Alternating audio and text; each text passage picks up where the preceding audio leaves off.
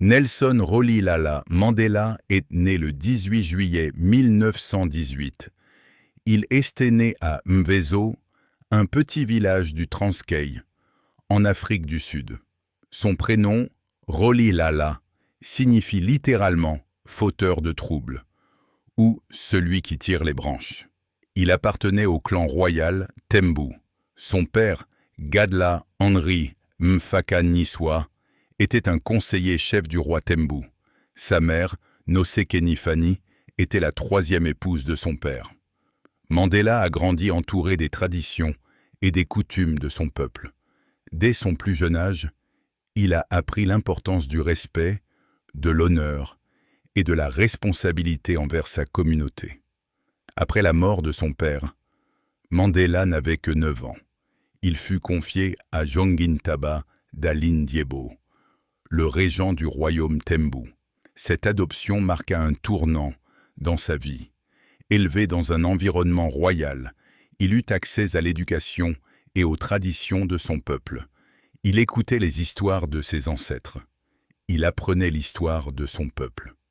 Ces récits nourrissaient son sens de la justice et son amour pour l'Afrique du Sud.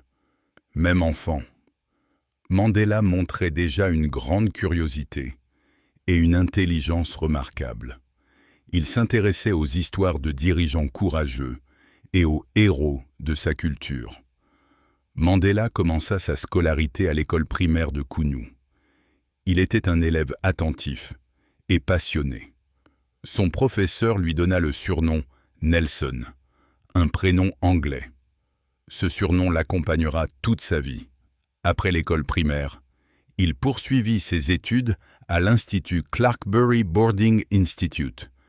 Il développa un intérêt particulier pour la lecture, surtout l'histoire, et la littérature. L'éducation qu'il reçut lui apprit à penser de manière critique et à comprendre le monde au-delà de son village. En 1939, Mandela s'inscrivit à l'université de Fort Hare. C'était l'une des rares universités accessibles aux Noirs à cette époque. Là-bas, il s'engagea pour la première fois en politique. Il fut influencé par des camarades impliqués dans la lutte contre la discrimination raciale. À Fort Hare, Mandela participa à sa première grande action politique, une grève étudiante et une protestation. Cela marqua le début de son engagement pour la justice sociale. Après avoir été expulsé pour son rôle dans la protestation, il retourna à Kounou. Mais sa détermination à lutter contre l'injustice était plus forte que jamais. Après Fort Hare, Mandela commença à travailler comme assistant à Johannesburg. Il y observa les profondes inégalités entre les Blancs et les Noirs en Afrique du Sud. Il vit la pauvreté et la ségrégation de ses propres yeux. Cette expérience le convainquit que l'éducation seule ne suffirait pas à changer les choses. Il rejoignit le Congrès national africain, l'ANC, en 1944, aux côtés de dirigeants comme Walter Sisulu et Oliver Tambo. Mandela apprit l'art de l'organisation politique. Il participa à des campagnes pour les droits civiques, organisant des réunions et des manifestations pacifiques. Dès son jeune âge, Mandela fut inspiré par des figures historiques et des mouvements de libération à travers le monde. Il admirait Gandhi pour sa résistance non violente. Il rêvait d'un monde où tous les hommes pourraient vivre libres et égaux.